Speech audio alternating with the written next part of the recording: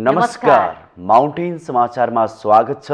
म खगेन्द्र विष्ट र म बिन्दु अधिकारी। सुरुमा अहिलेसम्मका मुख्य समाचार।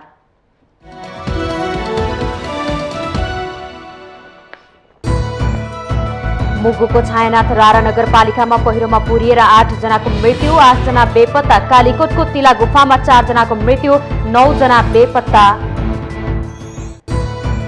आसन्न निर्वाचनमा प्रत्यक्षतर्फ उठेका उम्मेद्वारहरू विरुद्ध परेका उजुरीमाथि सम्बन्धित निर्वाचन अधिकृतले नै टुङ्गो लगाउने, पुष्टि हुने प्रमाण भेटी उम्मेदवारी स्वतः खारेज। आसन्न निर्वाचनको मनोनयन दर्ता सम्पन्न हुँदा देखियो रोचक दृश्य। नेतृत्वसँग विमति राख्ने सत्ता र प्रतिपक्ष दुवैतिरका चर्चित नेताले पाएनन् टिकट। संविधानले समानुपातिक समावेशिताको सिद्धान्तको प्रावधान राखे पनि व्यवहारमा त्यस्तो देखिएन। आसन्न निर्वाचनमा प्रत्यक्षतर्फ महिला र दलितको उम्मेदवारी निराशाजनक। प्रतिनिधि छनौटको अवसर फेरि एकचोटि मतदाताको हातमा। चिर परिचित अनुहारको खुबी राम्रोसँग पर्गेल्दै मतदाताले आफ्नो मताधिकारको प्रयोग गर्नुपर्ने टिप्पणी। युद्धग्रस्त युक्रेनको राजधानी कियव सहित विभिन्न शहरमा रुसी क्षेप्यास र प्रहार तीव्र। बङ्करमा लुक्न जनतालाई राष्ट्रपति जेलेन्स्कीको अपिल, आक्रमणको विश्वबाट निन्दा। र 9औं राष्ट्रिय खेलकुद प्रतियोगिताको पहिलो स्वर्ण पदक बागमती प्रदेशलाई। फेन्सिङको व्यक्तिगत सेवरतर्फ बागमती प्रदेशकी शिक्षा नापित पहिलो, आर्मीलाई रजत र कांस्य।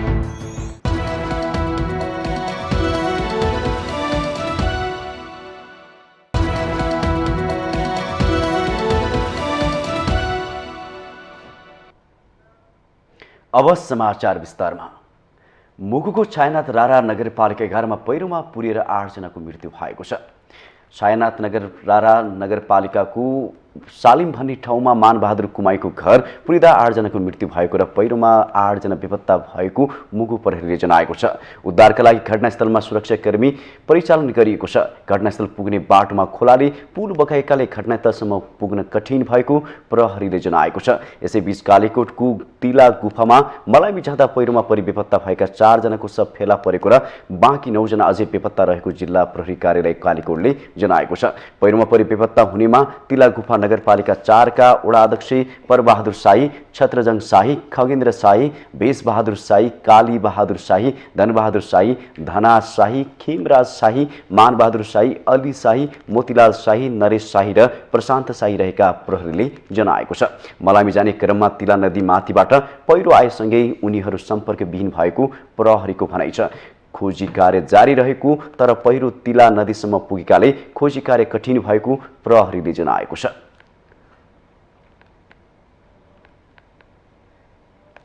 निर्वाचन आयोगले प्रतिनिधि सभा र प्रदेश सभा निर्वाचनमा प्रत्यक्ष उम्मेदवारी दिएकाहरूको उजुरीमाथिको छानबिन सम्बन्धित निर्वाचन अधिकृतको कार्यालयले नै टुङ्गो लगाउने स्पष्ट पारेको छ। निर्वाचन आयोगका प्रवक्ता शालिग्राम शर्मा पौडेलले प्रतिनिधि सभा र प्रदेश सभा निर्वाचनमा प्रत्यक्षतर्फ उम्मेदवार दिएकाहरूको उजुरीको छानबिन सम्बन्धित निर्वाचन अधिकृतको कार्यालयले नै टुङ्गो लगाउने गरी आवश्यक व्यवस्था मिलाइएको बताउनु भएको हो।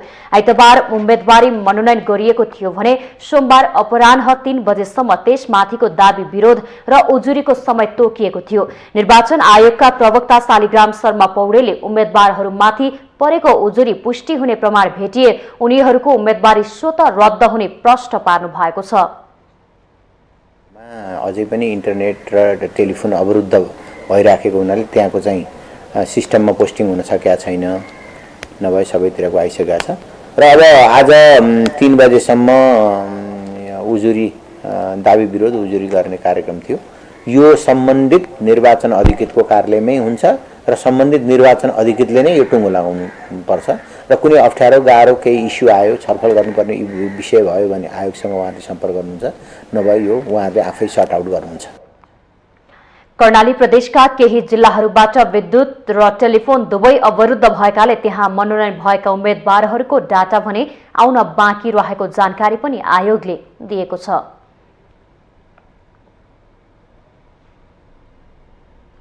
प्रधानमन्त्री तथा नेपाली कांग्रेसका सभापति शेरबहादुर देउवाको उम्मेदवारी विरुद्ध निर्वाचन आयोगमा उजुरी परेको छ।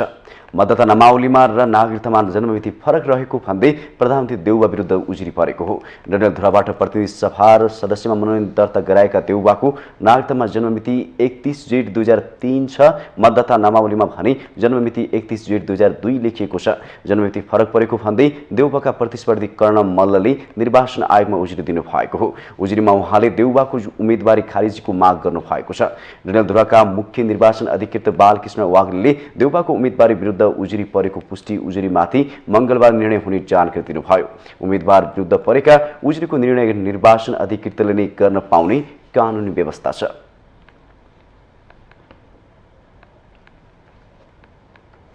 आसन्न प्रतिनिधि सभा तथा प्रदेश सभा निर्वाचनको मनोनयन सम्पन्न हुँदा कतिपय स्थानमा रोचक दृश्य देखियो। नेपाली कांग्रेस, नेकपा एमाले लगायतका दलहरूमा केही प्रभावशाली नेताहरूले टिकट पाएनन्। नेतृत्वसँग विगत वा वर्तमानमा फरक मत राख्दै आएका नेताहरूलाई नेतृत्वको गतिले झापड हान्यो। नेपाली कांग्रेसमा विगतमा सभापति शेरबहादुर देउवालाई साथ दिएका डाक्टर मेनेन्द्र रिजाल 14औं महाधिवेशनमा देउवाको विरोधी खेमामा उभिए। चुनावी मैदान तथा त्यसयता देउवासँग फरक मत राख्दै आएका रिजाललाई देउवाले रुचाएनन्। फलस्वरूप रिजालको स्थानमा मोरङ 2बाट कांग्रेस नेत्री सुजता कोइरालाले मनोनयन दर्ता गराइन्। प्रतिनिधि सभामा खरो प्रस्तुति राख्ने रिजाललाई आगामी संसदमा देख्न पाउने छैन।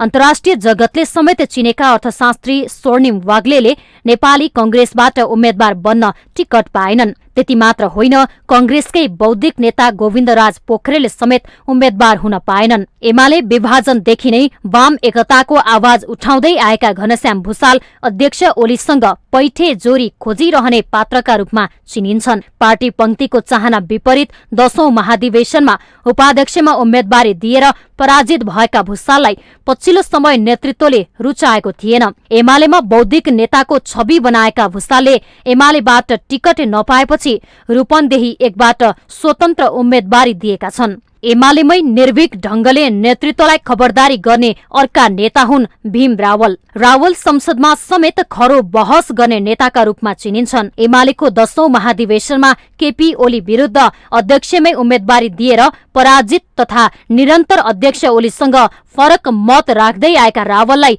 एमालेले टिकट दिएन। अध्यक्ष ओलीको वक्र दृष्टिमा परेका अर्का नेता हुन् रामवीर मानन्धर। यसअघि काठमाडौँ 7बाट निर्वाचित मानन्धरको सट्टामा एमालेले श्याम घिमिरेलाई टिकट दिएपछि मानन्धरले स्वतन्त्र उम्मेदवारी दिएका हुन्। माओवादी केन्द्रमा पनि नेतृत्वका आलोचकहरूको यस्तै हविगत छ। प्रचण्डलाई प्रश्न गर्ने हरिबोल गजुरेल, लेखनाथ नेउपाने लगायत प्रभावशाली नेताहरूलाई टिकट दिइएको छैन। पार्टीमा प्रभावशाली नेताहरू पाखा लगाइँदा पार्टीमा फरक विचार र आलोचनात्मक विचार राख्नै नपाइने हो कि भन्ने टिप्पणी हुन थालेको छ। यसले पार्टी सदस्यहरूको संयुक्त पहलमा भन्दा सीमित व्यक्तिहरूको कब्जामा पार्टी सञ्चालन हुँदा पार्टी अस्तव्यस्त हुने देखिन्छ। माउन्टेन टेलिभिजन एचडीका लागि सुजन चालिसेको रिपोर्ट।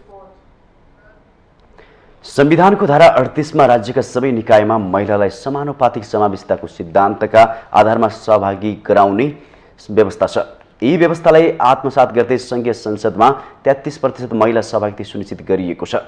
तर आसन्न निर्वाचनमा महिला तथा दलितको सहभागितालाई दलहरूले संविधानको मर्म विपरीत हुने गरी खुम्च्याएका छन्।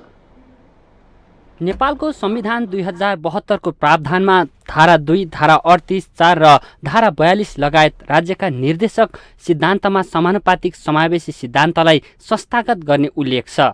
तर आसन्न निर्वाचनमा प्रत्यक्षतर्फ महिला तथा दलितको उपस्थिति अत्यन्तै न्यून देखिन्छ। प्रत्यक्षमा महिला तथा दलितको न्यून उम्मेदवारी आगामी चुनावमा मात्र होइन, गत वैशाखमा सम्पन्न स्थानीय तहको निर्वाचनमा पनि उस्तै थियो। एउटै दलको उम्मेद्वार भए मात्र प्रमुख वा उपप्रमुख मध्ये एकमा महिला हुनुपर्ने कानुनी छिद्रामा टेकेर दलहरूले गठबन्धनका नाममा महिला सहभागितालाई खुम्च्याएका हुन्। त्यसैका कारण स्थानीय तहको प्रमुखमा 94% महिला उम्मेद्वार हुँदा 6% मात्र महिला सहभागी थिए। यो अवस्थामा आगामी चुनावमा पनि उस्तै देखिने मनोनयन दर्ताले देखाएको छ। 165 निर्वाचन क्षेत्रमध्ये एमाले 11, माओवादीले 7, काङ्ग्रेसले 5 र एकीकृत समाजवादी पार्टीले 1 जना महिलालाई मात्रै उम्मेद्वार बनाएको छ। जसपा र लोसपाले त 1 जना पनि महिला उम्मेद्वार उठाउन सकेन। राज्य संयन्त्रमा समावेशिता हाम्रो मुख्य राजनीतिक तथा सामाजिक दर्शन हो र हाम्रो संवैधानिक दर्शन पनि यो समावेशिता हो। तर अहिले महिलाको, दलितको जुन किसिमको उपस्थिति राज्य संयन्त्रमा विशेष गरी राजनीतिमा हुनुपर्थ्यो त्यो हुन नसक्नुको धेरै कारणहरू छन्। ती कारणहरूमध्ये एउटा कारण राजनीतिक संस्कृति पनि हो। अर्को लोकतान्त्रिक संस्कृतिलाई हामीले संस्थागत रूपमा विकास गर्न नसक्नु पनि हो। त्यस्तै संविधानको धारा 40ले राज्यका सबै निकायमा समानुपातिक समावेशी सिद्धान्तका आधारमा दलित समुदायको सहभागिता पनि सुनिश्चित गरेको छ। तर यिनले बाध्य पारेको पदबाहेक माथिल्लो तहमा दलित समुदायको उम्मेदवारीलाई दलहरूले छायामा पारेका छन्। आगामी चुनावमा एमाले र माओवादीले 1 जनामा मात्रै दलित उम्मेद्वार उठाएका छन्। रूपन्देही 1 मा एमालेका छविलाल विश्वकर्मा र माओवादी केन्द्रका महेश्वर गहतराज बाँके 1 मा उम्मेद्वार बनेका छन्। काङ्ग्रेस, एकीकृत समाजवादी, जसपा र लोसपामा त प्रतिनिधि सभाको प्रत्यक्षतर्फ दलित उम्मेद्वार 1 जना पनि छैनन्। संविधानमा उल्लेख भएको दलितहरूको हक र अधिकारलाई व्यवहारमा उतार्नका निमित्त बढी भूमिका राजनीतिक पार्टीहरूको हुन्छ। यसमा हरेक राजनीतिक पार्टीहरूको भातृ सङ्गठन दलितका अगुवा साथीहरूको पनि एउटा कमजोरी हो। हामीले त आएको तर्फबाट अथवा नागरिक समाज तर्फबाट त दलितहरूको प्रतिनिधित्व किन भएन, कसरी गराउन सकिन्छ भन्ने मात्रै उठाउने कुरा हो। मुख्यतः निर्वाचन आयोग जिम्मेवारी हो।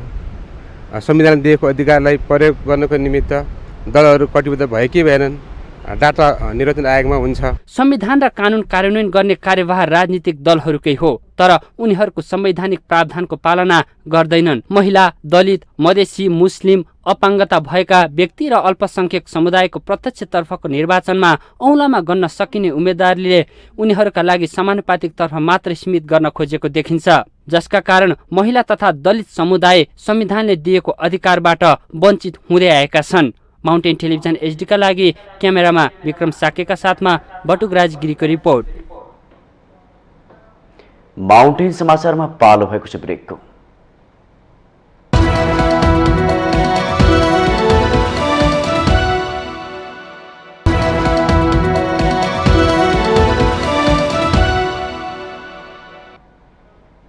ब्रेकपछि स्वागत छ। अब बाँकी समाचार। नेपालको संविधान 2072 जारी भएपछि दोस्रो कार्यकालका लागि आगामी मङ्सिर 4 मा प्रतिनिधि सभा तथा प्रदेश सभा निर्वाचन हुँदैछ। बहुदल स्थापनापछि पटक पटक जिताएर पठाएका दल तथा तिनका नेताले गरेका कामको मूल्याङ्कन गर्ने अधिकार फेरि एकपटक मतदाता समक्ष आएको छ। तर निर्वाचनका लागि मनोनयन दर्ता भइसक्दा जनता सामु अधिकांश तिनै असफल अनुहार मत माग्न जाने भएका छन्। एक रिपोर्ट। प्रतिनिधि सभा तथा प्रदेश सभा निर्वाचनका लागि उम्मेद्वारको मनोनयन दर्ता सकिएको छ। फेरि एकपटक नेताहरूले आफू अनुकूल निर्वाचन क्षेत्र हेरी विभिन्न प्रकृतिका गठबन्धनको निर्माण गर्दै उम्मेदवारी दिएका छन्।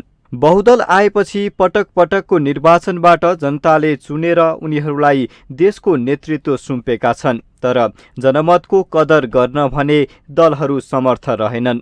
2 पटकको संविधान सभा निर्वाचनबाट बल्ल तल्ल संविधान निर्माण त भयो, अझै पनि संविधानको अपनत्वमा असन्तुष्टि देख्न सकिन्छ।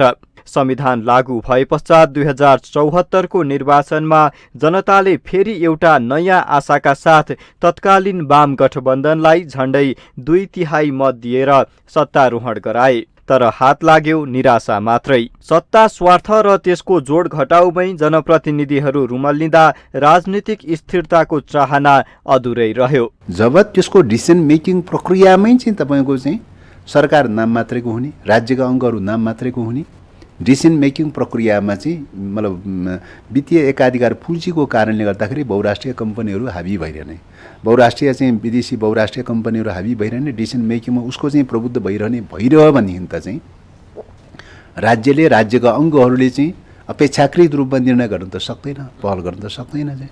त्यस कारणले गर्दाखेरि चाहिँ अहिले परिरहेको कन्ट्राडिक्सन यहीँनिर हो। दलहरूको खराब आचरण र राजनीतिक बेइमानीबाट आजित बनेका मतदातालाई फेरि एकपटक आफ्नो अमूल्य मताधिकार प्रयोग गर्ने अवसर आएको छ। तर देशैभरका उम्मेदवारको पृष्ठभूमि निहाल्दा सक्षम र युवा अनुहार भन्दा पनि पटक पटक परीक्षित भइसकेका अनुहारको दबदबा देखिन्छ। दलगत राजनीतिबाट आजित बनेका कतिपयले स्वतन्त्र उम्मेदवारी दिएका छन्। दलकै कतिपय सक्षम पात्रहरू नेतृत्वसँगको मुठभेड वा राजनीतिक दाउपेचको शिकार बन्दै टिकट पाउनबाट वञ्चित भए। यसले मतदाता सामु उपयुक्त विकल्पकै अभाव देखिएको छ। अन्ततोगत्वा मुलुकको राष्ट्रिय खाँचो समेत पहिचान गर्न नसक्ने अदूरदर्शी मध्येकै एकलाई फेरि पनि चुन्नुपर्ने बाध्यता आएको छ। दलको साइनबोर्ड मात्रै फरक, प्रवृत्ति एउटै त्यो देखिरहेछौँ हामीले। तर त्यो प्रवृत्तिलाई चाहिँ त्याग गर्नको लागि हामी जनता नै जागरुक हुनुपर्छ, हामी मतदाता नै जागरुक हुनुपर्छ। र मतदाताले जसरी काठमाडौँ महानगरपालिकामा गएको स्थानीय चुनावमा देखायो, धरानमा देखायो, पश्चिममा धनगढीमा देखायो, त्यस्तै खालको उपाय त हामीले गर्नुपर्ने हुन्छ। जो भ्रष्ट ती मान्छे जोसुकै हुन्, जहाँसुकै उठेको होस्, जुनसुकै तहको मान्छेको होस्, त्यसलाई चाहिँ हराउनुपर्छ। निर्वाचनलाई नेतृत्व चयनको अवसर मान्ने गरिन्छ। यो निर्वाचनले पुनः कस्ता जनप्रतिनिधि चुन्ने र कस्तो सरकारको परिकल्पना गर्ने भन्ने अधिकार जनताको हातमा दिएको छ। दलगत हुन् या स्वतन्त्र, संसदीय निर्णय गर्दा पार्टीको हुइप वा राजनीतिक आवश्यकता भन्दै आफ्नो विवेकको प्रयोग गर्न सम्म नसक्ने व्यक्तिलाई जनताले चिन्नु जरुरी छ। यति बेला देशले सबल र सक्षम नेतृत्व खोजिरहेको छ। बहुदल आएपछि वा गणतन्त्रको स्थापनापछि पटक पटक नेतृत्वमा पुगेका चिर परिचित अनुहारको खुबी राम्रोसँग पर्गेल्दै मङ्सिर 4 मा जनताले आफ्नो मतको प्रयोग गर्नुपर्ने देखिन्छ। माउन्टेन टेलिभिजन एचडीका लागि सुजन चालिसेको रिपोर्ट। राष्ट्र र हिन्दू राष्ट्रको एजेन्डा बोकेर आफ्नो राजनीति थामिराखेका कमल थापा पछिल्लो समय त्यसबाट अलगिएका छन्।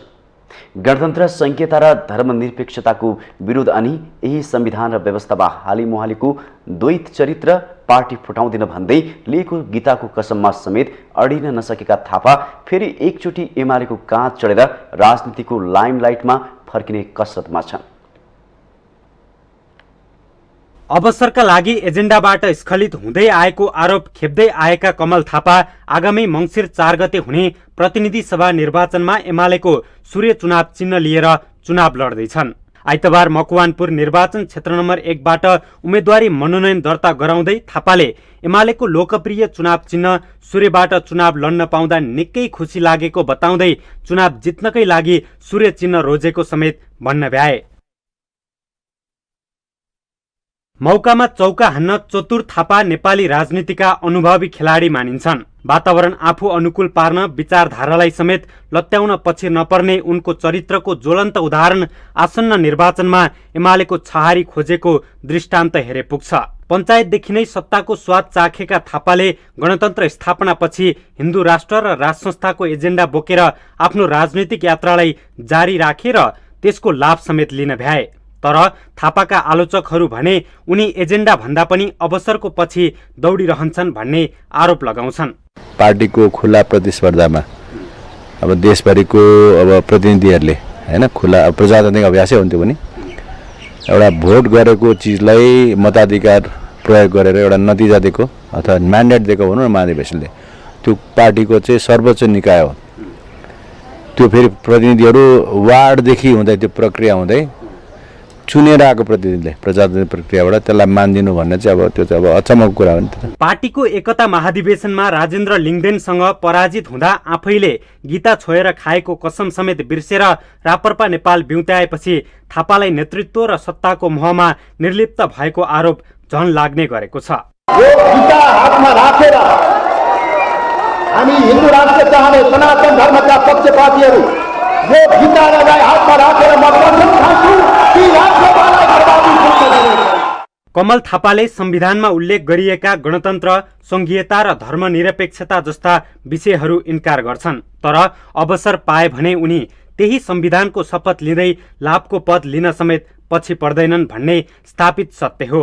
तत्कालीन केपी ओली नेतृत्वको सरकारमा उनले बहिष्कार गरेकै संविधानको धारामा टेकेर उपप्रधानमन्त्रीको शपथ लिए, तर जब सत्ता बाहिर पुगे पुनः संविधानको विरोधमा उत्रिए। यस्तो ढुलमुले चरित्रले थापा निष्ठा र एजेन्डाको राजनीतिबाट निकै टाढा छन् भन्ने कुरालाई प्रमाणित गरिरहेको छ।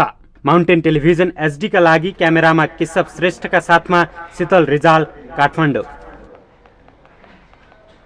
12 प्रहरीले 9 लाख नक्कली नेपाली नोट सहित पक्राउ परेकाहरूलाई सार्वजनिक गरेको छ। सोमबार जिल्ला प्रहरी कार्यालय 12 ले पत्रकार सम्मेलन मार्फत नक्कली नेपाली नोट कारोबारमा संलग्न 3 जनालाई सार्वजनिक गरेको हो। नक्कली नोट सहित पक्राउ पर्नेमा भारत मोतिहारी पूर्वी चम्पारण बस्ने 25 वर्षीय रञ्जित कुमार मुखिया, बाराकलैया उपमहानगरपालिका 15 का 34 वर्षीय सैनुल्लाह अन्सारी र सिमरनगढ नगरपालिका 2 बस्ने 36 वर्षका बिनाका मुखिया रहेको 12 का प्रहरी उपरीक्षक होविन्द्र बोगटीले बताउनुभयो। उहाँका अनुसार रञ्जित मोटरसाइकल लिएर नेपाल भित्रिने क्रममा पक्राउ परेका थिए। प्रहरीले उनलाई नियन्त्रणमा लिएर अनुसन्धान गर्दा सैनुल्लाह र बिनाका पनि संलग्न रहेको देखिएपछि असोज 23 गते उनीहरूलाई पनि पक्राउ गरिएको हो। सिमरनगढ नगरपालिका 2 बस्ने वर्ष 36 को बिनाका मुखिया बिन, जुन चाहिँ गत वर्ष नै चाहिँ यही नक्कली नोटमै पक्राउ परेर छुटेका थिए र त्यसको चाहिँ सप्लाई गर्ने पोखरा, सर्लाही अनि त्यस चितवनतिर सप्लाई गर्नको लागि चाहिँ ग्राहकहरू खोज्ने यो चाहिँ जिल्ला 12 कलैया उपमहानगरपालिका 25 बस्ने वर्ष 34 को सैनुल्लाह अन्सारी, यिनीहरू 3 जनालाई, यिनीहरूको एउटा नेटवर्क थियो, त्यो पुरै नेटवर्कलाई हामीले पक्राउ गरेर कानुनी कारबाहीको दायरामा लिएर आएका छौँ। उहाँले निर्वाचन र चाडपर्वको मौका छोपी सिमरनगढ इलाकाबाट नक्कली नोटको कारोबार गर्दै आएको अनुसन्धानको क्रममा देखिएको बताउनुभयो। उनीहरू लामो समयदेखि नक्कली नेपाली नोट नेपालमा विभिन्न माध्यमले भित्र्याउँदै आएका गिरोह नै रहेको प्रहरीको दाबी छ।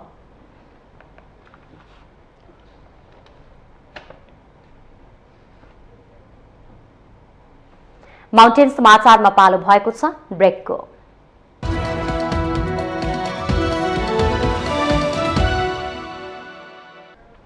ब्रेकपछि स्वागत छ। अब बाँकी समाचार। ऊर्जा जलस्रोत तथा सिंचाई मन्त्री पम्फा भूषालले नेपालकै जलस्रोतलाई जलविद्युतमा विकास गरी हाइड्रोजन ऊर्जा, एमोनिया र युरिया मल उत्पादनमा प्रयोग गर्न सके सरकारको लक्ष्य रहेको बताउनु भएको छ। सोमबार काठमाडौँमा भएको ग्रिन हाइड्रोजन सम्मेलनमा बोल्दै मन्त्री भूषालले जलविद्युतको स्रोतको रूपमा विकास, प्रयोग गर्ने, प्रति व्यक्ति विद्युत खपत बढाउने, जलविद्युतलाई हाइड्रो ऊर्जा, एमोनिया र युरिया मल उत्पादनमा प्रयोग गर्ने सरकारको लक्ष्य रहेको बताउनु भएको हो। उहाँले जलविद्युतलाई हाइड्रोजन ऊर्जा, एमोनिया र युरिया मल उत्पादनमा प्रयोग गर्ने विषयमा मन्त्रालयले आवश्यक तयारी गरेको पनि बताउनुभयो। हामीले प्रयोग गर्ने सबै ऊर्जाका स्रोतका रूपमा जलविद्युतलाई प्रयोग गर्ने, प्रति व्यक्ति विद्युत खपत बढाउने, साथै जलविद्युतलाई हाइड्रोजन ऊर्जा, एमोनिया र युरिया मल उत्पादनमा प्रयोग गर्ने सरकारको लक्ष्य रहेको छ। यसका लागि मन्त्रालयले आवश्यक तयारी समेत गरेको छ। मन्त्रालयले कार्यदल गठन गरी जलविद्युतको प्रयोगबाट हाइड्रोजन र रासायनिक मलको उत्पादनको पूर्व सम्भाव्यता अध्ययन गरिसकेको छ। साथै हाइड्रोजन ऊर्जाको विकासको कार्य अगाडि बढाउन ऊर्जा, जलस्रोत र सिंचाई मन्त्रालयको पहलमा नेपाल विद्युत प्राधिकरण र कोरियाको ग्लोबल ग्रिन ग्रोथ इन्स्टिच्युट बीच समझदारी गरिएको छ। मन्त्री भूषालले विश्वमा हाइड्रोजन ऊर्जा उत्पादनको लागि नेपालले अग्रणी भूमिका निर्वाह गर्न सक्नुपर्नेमा जोड दिँदै नेपालको जलस्रोतलाई जलविद्युतमा विकास गरी जलविद्युतको प्रयोग मार्फत जलस्रोतलाई हरित हाइड्रोजनका रूपमा विकास गरेर नेपालको आर्थिक समृद्धि, ऊर्जा तथा खाद्य सुरक्षाका साथै दिगो विकासको दृष्टिले निकै महत्त्वपूर्ण हुने बताउनुभयो।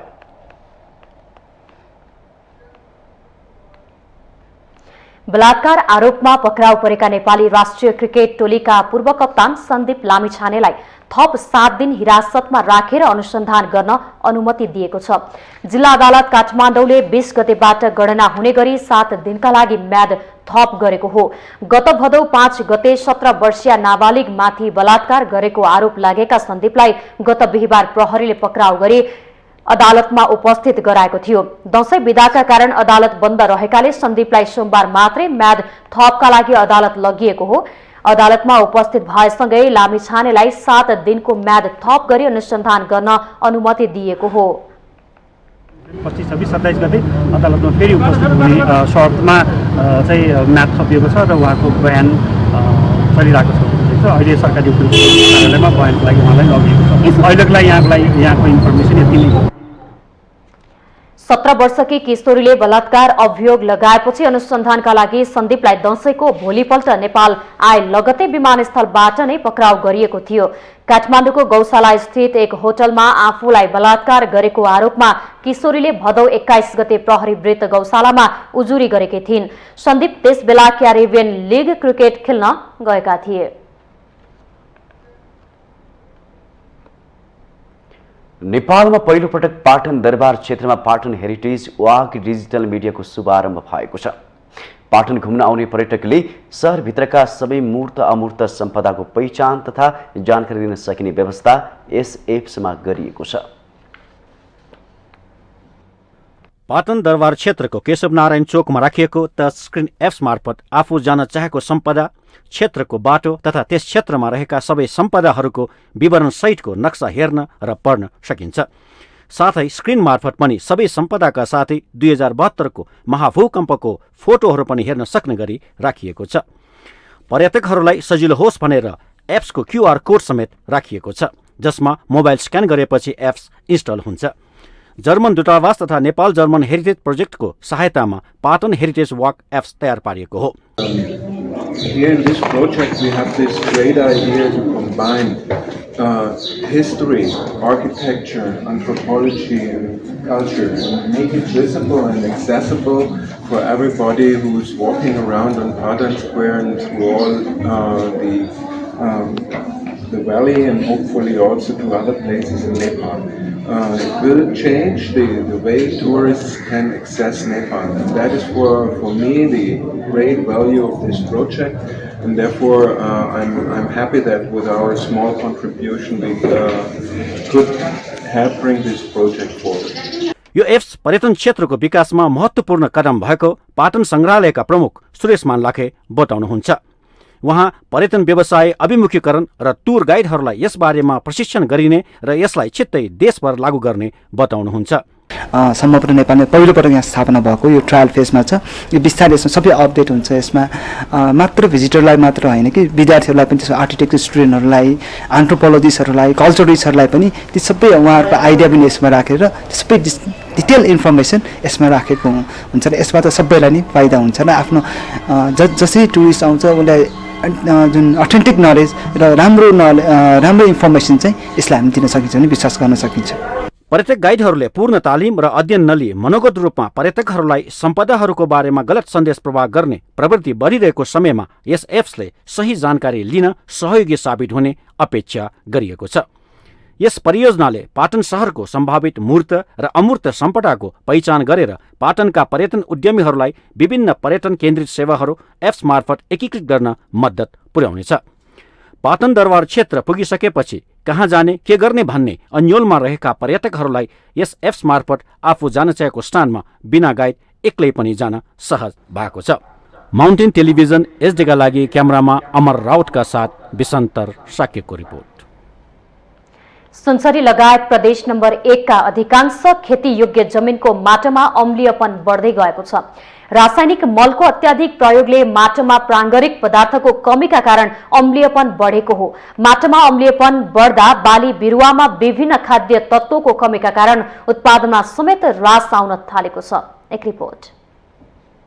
पछिल्लो समय सुनसरी लगायत प्रदेश नम्बर 1 का अधिकांश खेतीयोग्य जमिनमा रासायनिक मलको अत्याधिक प्रयोगले माटोमा अम्लीयपन बढ्दै गएको छ। माटोमा प्राङ्गारिक पदार्थको कमी हुँदा अम्लीयपन बढेको हो।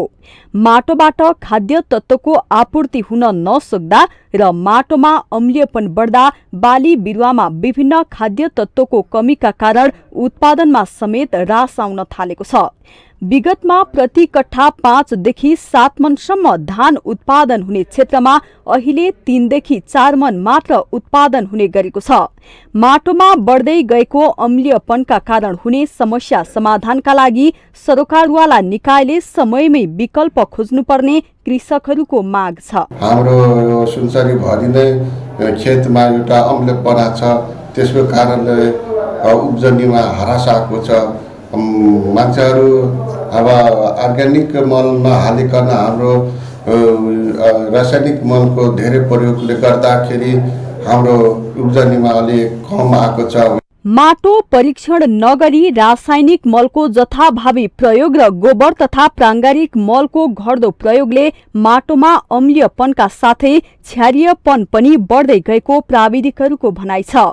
उत्पादन बढी लिन र प्रयोग गर्न पनि सजिलो हुने भएकाले किसानहरूले रासायनिक मलको प्रयोग अधिक मात्रामा गर्ने गरेका छन्, जसले गर्दा माटोको उर्वरा शक्तिमा ह्रास आई उत्पादनमा कमी आउन थालेको प्राविधिकको भनाइ छ। माटोमा अम्लीयपना अत्याधिक बढी देखिन्छ र प्राङ्गारिक पदार्थ र नाइट्रोजनको मात्रा पनि अत्याधिक कम देखिन्छ र प्राङ्गारिक पदार्थ चाहिँ किसानहरूले अहिले प्राङ्गारिक पदार्थ चाहिँ गोठे मलको कमी प्रयोगले गर्दा पनि भइरहेछ। गोठे मलहरू चाहिँ प्रयोगमा कमी आएको छ र नाइट्रोजन चाहिँ सन्तुलित मात्राभन्दा घटबढ गरेर हामीले सिफारिस गरेको भन्दाको मात्रामा प्रयोग नगरेर पनि भइरहेछ। प्रयोगशालाको तथ्याङ्कमा 2072-73 मा 490वटा नमुना सङ्कलन गरी परीक्षण गर्दा 80% माटोमा अम्लीयपना, क्षारीयपन 4% र तटस्थ 16% रहेकोमा 2077-78 मा आइपुग्दा 834 परीक्षणमा अम्लीयपनमा अत्याधिक वृद्धि भई 89% पुगेको तथ्याङ्कमा उल्लेख छ। प्रत्येक वर्ष माटोमा बढ्दै गएको अम्लीयपनले उर्वरा शक्ति घट्दै गएको छ। सिजन अनुसार धान, गहुँ रोपेपछि तरकारी, फलफूल, कोसेबाली लगाउनु पर्ने विज्ञहरूको सुझाव छ। मास, मुगदाल जस्ता बाली लगाउनाले जमिन उर्वर हुने र त्यस्ता बालीले माटोको अम्लीयपन घटाउने भएकोले कृषि विकास मन्त्रालयले माटो सुधारका लागि थप कार्यक्रम तय गर्न आवश्यक छ। माउन्टेन टेलिभिजन HD का लागि सुनसरी सहकर्मी विनोद आचार्यको रिपोर्ट। हामीसँग आर्थिक, अन्तर्राष्ट्रिय र खेल समाचार बाँकी नै छन्। माउन्टेन समाचारमा पालो भएको छ ब्रेकको।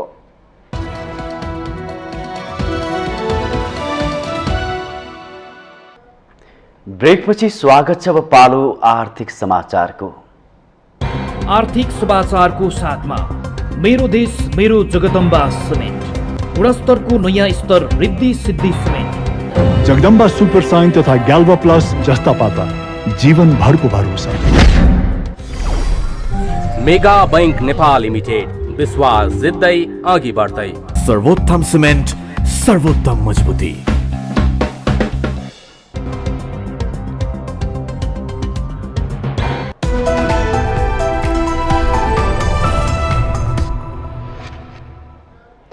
अर्थमन्त्री जनार्दन शर्माले हाइड्रोजन बिक्री गरेर देशलाई आर्थिक रूपमा समृद्ध बनाउन सकिने बताउनु भएको छ। सोमबार काठमाडौँमा आयोजित नेपाल ग्रिन हाइड्रोजन समिट 2022 लाई सम्बोधन गर्दै अर्थमन्त्री शर्माले हाइड्रोजन उत्पादन गरी बिक्री गरेर देशलाई आर्थिक रूपमा समृद्ध बनाउन सकिने बताउनु भएको हो। उहाँले जलवायु परिवर्तनका कारण विभिन्न असरहरू पनि देखिन थालेको भन्दै कार्बन उत्सर्जनलाई कम गर्नुपर्ने बताउनुभयो। उहाँले पेट्रोलियम पदार्थको खरिदमा नेपालबाट सबैभन्दा बढी डलर पाइरहेको र व्यापार घाटा भइरहेको बताउनुभयो। मन्त्री शर्माले देशभित्र मात्रै हाइड्रोजनको प्रयोग गर्न सकेमा व्यापार सन्तुलनमा आउन सक्ने धारणा पनि राख्नुभयो। पदार्थको विकल्पको रूपमा हामीले हाइड्रोजनलाई प्रयोग गरी हामी आफैलाई मात्रै प्रयोग गर्न सक्यौँ भने पनि नेपालको व्यापार घाटामा धेरै ठुलो फरक पर्ने, हामी सन्तुलनमा आउने अवस्था देखिन्छ। यस अर्थबाट समग्र हिसाबले नेपालको आर्थिक विकासको दृष्टिकोणले, समग्र विश्व जलवायु परिवर्तनलाई न्यूनीकरण गर्ने दृष्टिकोणले, विश्व बजारमा नेपालको पहुँचलाई वृद्धि गर्ने र प्रतिस्पर्धी बन्ने हिसाबले र हामीसित भएको अपार सम्भावनालाई सदुपयोग गर्ने र नेपालमा लगानी भित्राउने दृष्टिकोणले पनि यो विषय ज्यादै महत्त्वपूर्ण छ।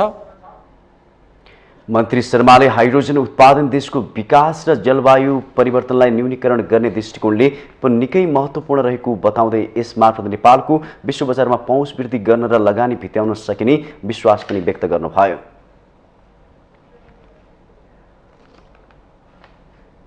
शेयर बजार परिसूचक नेप्सेमा 27 अङ्कको गिरावट आएको छ। आइतबार 44 अङ्कले बढेको नेप्से परिसूचक साताको दोस्रो कारोबारका दिन पनि सोमबार 27.16 अङ्कले घटेर 1871.22 बिन्दुमा झरेको हो। त्यस्तै सेन्सिटिभ इन्डेक्स 1.44 अङ्कले घटेको छ भने फ्लोट इन्डेक्स 1.56 अङ्कले र सेन्सिटिभ फ्लोट इन्डेक्स 1.89 अङ्कले घटेको छ। सोमबार 233 कम्पनीका 31,55,000 किता शेयर खरिद बिक्री हुँदा 97 करोड 17 लाख रुपैयाँको कारोबार भएको छ। नेप्सेका 13 उपसमूहमा म्युचुअल फन्ड बाहेक 12वटा उपसमूहको सूचक घटेको छ, जसमा हाइड्रोपावर फाइनान्स र विकास बैंक उपसमूहको सूचक 2% भन्दा धेरै घटेको छ। नेप्से परिसूचकमा गिरावट भए पनि सोमबार अभियान लघुवित्तको शेयर मूल्य 9.99% बढेको छ। त्यस्तै उन्नति सहकारी लघुवित्तको 2.68% र ओरिएन्टल होटलको 2.04% बढेको छ। यता सिभिल लघुवित्तको शेयर मूल्य 6.33% घटेको छ भने कर्णाली डेभलपमेन्ट ब्याङ्कको 5.60% घटेको छ। हिमालयन एभरेस्ट इन्सुरेन्सको संस्थापक शेयर 16 करोड रुपैयाँको शेयर कारोबार भएको छ।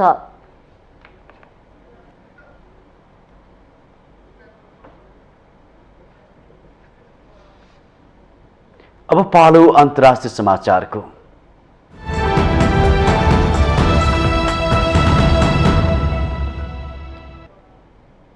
युद्धग्रस्त युक्रेनको राजधानी कीवसहित विभिन्न शहरमा रुसले क्षेप्यास्त्र प्रहार तीव्र पारेको छ। स्थानीय समय अनुसार सोमबार बिहान युक्रेनमा 83वटा क्षेप्यास्त्र आक्रमण भएको अन्तर्राष्ट्रिय सञ्चार माध्यमहरूले जनाएका छन्। तीमध्ये 43वटा क्षेप्यास्त्रलाई भने युक्रेनी सेनाले 20 मै ध्वस्त पारेको दावी गरेको छ। क्षेप्यास्त्र आक्रमणमा परेर कति हताहत भयो भन्ने एकिन विवरण प्राप्त नभए पनि त्यो संख्या ठूलो हुने अनुमान अन्तर्राष्ट्रिय सञ्चार माध्यमहरूले गरेका छन्। आक्रमणका कारण देशका धेरै स्थानमा विद्युत आपूर्ति ठप्प भएको छ भने आम मानिसको दैनिक जीवन पनि प्रभावित बनेको छ। रुस र क्रिमियालाई जोड्ने एकमात्र पुलमा युक्रेनले क्षेप्यास्त्र आक्रमण गरेको आरोप लगाउँदै रुसी राष्ट्रपति भ्लादिमिर पुटिनले त्यसलाई आतंकवादी क्रियाकलापको संज्ञा दिनुभएको थियो। त्यसकै बदला लिन रुसले ताजा क्षेप्यास्त्र आक्रमण गरेको अनुमान गरिएको छ। यसैबीच कीवमा जर्मन महावाणिज्य दूतको बसोबास रहेको भवनमा पनि क्षेप्यास्त्र खसेको जर्मन विदेश मन्त्रालयले जनाएको छ। त्यसमा कतिजना हताहत भए भन्ने बारे भने कुनै जानकारी दिइएको छैन। क्षेप्यास्त्र आक्रमणको युरोपका अधिकांश देशले विरोध गरेका छन्। रुसको पछिल्लो क्षेप्यास्त्र आक्रमणपछि युक्रेनका राष्ट्रपति भ्लादिमिर जेलेन्स्कीले आम नागरिकलाई बङ्करमा बस्न अपिल गरेका छन्।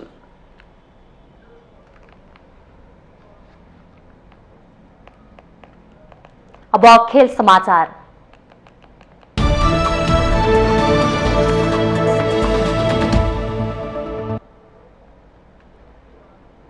नवौं राष्ट्रिय खेलकुद प्रतियोगिता अन्तर्गत फेन्सिङको पहिलो स्वर्ण बागमती प्रदेशकी शिक्षा नापितले जितेकी छिन्। फेन्सिङको व्यक्तिगत सेवरतर्फ सोमबार पोखरामा भएको इभेन्टमा सशस्त्र प्रहरी बलकी उर्मिला लामालाई पराजित गर्दै नापितले स्वर्ण पदक जितेकी हुन्। नेपाल आर्मीका रविना थापाले रजत र आर्मीकै मनिषा श्रेष्ठले कांस्य पदक हात पारे। फेन्सिङमा इपी, फोयल र सेवर इभेन्टमा व्यक्तिगत र टिम इभेन्टमा प्रतिस्पर्धा हुनेछ। प्रतियोगितामा 2 विभागीय सहित 6 टोली सहभागी छन्। फेन्सिङमा नेपाली आर्मी, सशस्त्र प्रहरी बल सहित गण्डकी प्रदेश, बागमती प्रदेश, प्रदेश नम्बर 1 र सुदूरपश्चिम प्रदेशको सहभागिता रहेको छ।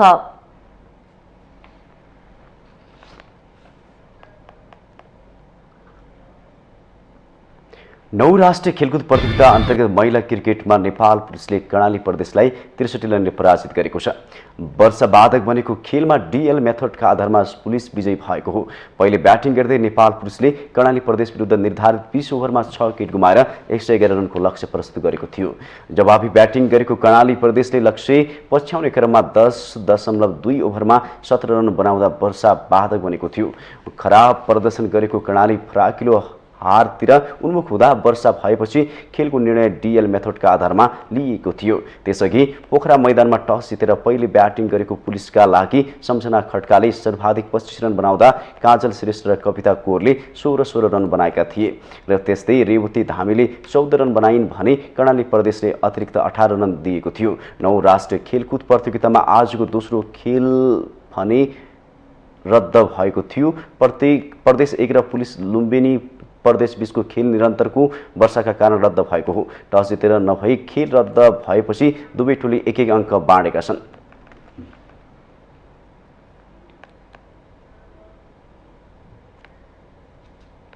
नवौं संस्करणको राष्ट्रिय खेलकुद प्रतियोगिता अन्तर्गत ह्यान्डबल खेल सुरु भएको छ। पोखरा रङ्गशाला स्थित बहुउद्देश्य कवर्ड हलमा सोमबार सुरु प्रतियोगिताको अर्थमन्त्री जनार्दन शर्माले उद्घाटन गर्नुभयो। उद्घाटन खेलमा पुरुषतर्फ घरेलु टोली गण्डकीले मध्य प्रदेशमाथि 66-13 को फराकिलो अन्तरले हरायो। उक्त खेलमा गण्डकीका चन्द्रकेशीले सर्वाधिक 10 गोल गरे। प्रतियोगितामा 7 प्रदेश र 2 विभागीय गरी 9 टिमको सहभागिता रहेको थियो। विभागीय नेपाल पुलिस र एनआरएनएले ह्यान्डबलमा सहभागिता जनाएको छैन। महिला पुरुष गरी 9 टिमबाट खेलाडी, टिम प्रशिक्षक, टिम व्यवस्थापक र अफिसियल गरी ह्यान्डबलमा करिब 300 को सक्रिय सहभागिता रहेको छ। असोज 29 गतेसम्म ह्यान्डबलका खेलहरू हुनेछन्।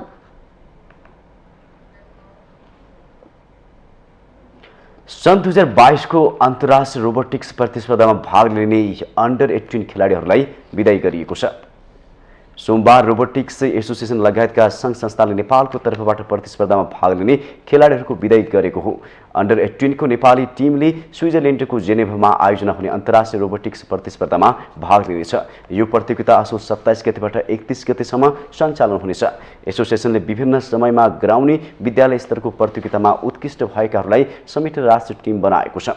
प्रतियोगीहरूले नेपालले यसपटकको रोबोटिक्स प्रतिस्पर्धामा कुनै न कुनै टाइटल लिएर आउने बताएका छन्। इयरली रोबोटहरूको हुने ओलम्पिक्स हो।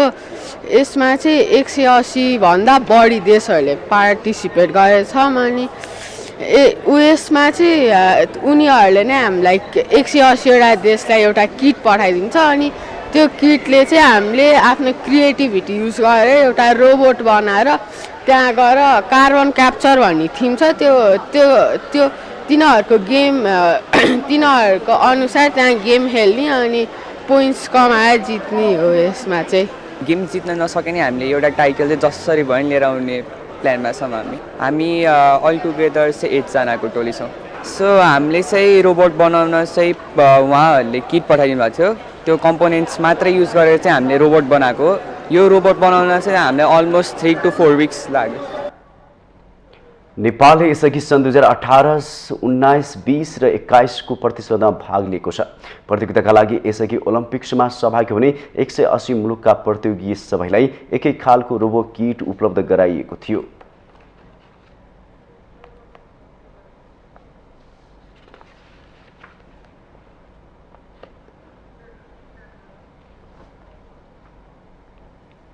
माउन्टेन समाचारमा पालो भएको छ ब्रेकको।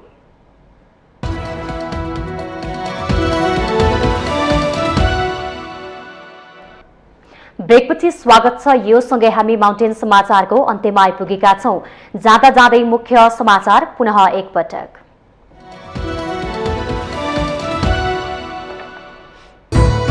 मुगुको छायानाथ रारा नगरपालिकामा पहिरोमा पुरिएर 8 जनाको मृत्यु, 8 जना बेपत्ता। कालीकोटको तिला गुफामा 4 जनाको मृत्यु, 9 जना बेपत्ता। आसन निर्वाचनमा प्रत्यक्षतर्फ उठेका उम्मेद्वारहरू विरुद्ध परेका उजुरीमाथि सम्बन्धित निर्वाचन अधिकृतले नै टुङ्गो लगाउने, पुष्टि हुने प्रमाण भेटी उम्मेदवारी स्वतः खारेज। आसन निर्वाचनको मनोनयन दर्ता सम्पन्न हुँदा देखियो रोचक दृश्य। नेतृत्वसँग विमति राख्ने सत्ता र प्रतिपक्ष दुवैतिरका चर्चित नेताले पाएनन् टिकट। संविधानले समानुपातिक समावेशिताको सिद्धान्तको प्रावधान राखे पनि व्यवहारमा त्यस्तो देखिएन। आसन निर्वाचनमा प्रत्यक्षतर्फ महिला र दलितको उम्मेदवारी निराशाजनक। प्रतिनिधि छनौटको अवसर फेरि एकचोटि मतदाताको हातमा। चिर परिचित अनुहारको खूबी राम्रोसँग पर्गेल्दै मतदाताले आफ्नो मताधिकारको प्रयोग गर्नुपर्ने टिप्पणी। युद्धग्रस्त युक्रेनको राजधानी कीव सहित विभिन्न शहरमा रुसी क्षेप्यास र प्रहार तीव्र, बङ्करमा लुक्न जनतालाई राष्ट्रपति जेलेन्स्कीको अपील, आक्रमणको विश्वभरबाट निन्दा। र 9औं राष्ट्रिय खेलकुद प्रतियोगिताको पहिलो स्वर्ण पदक बागमती प्रदेशलाई, फेन्सिङको व्यक्तिगत सेवातर्फ बागमती प्रदेशकी शिक्षा नापित पहिलो, आर्मीलाई रजत र कांस्य।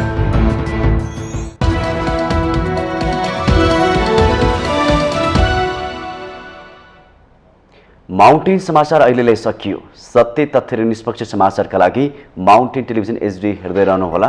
नमस्कार।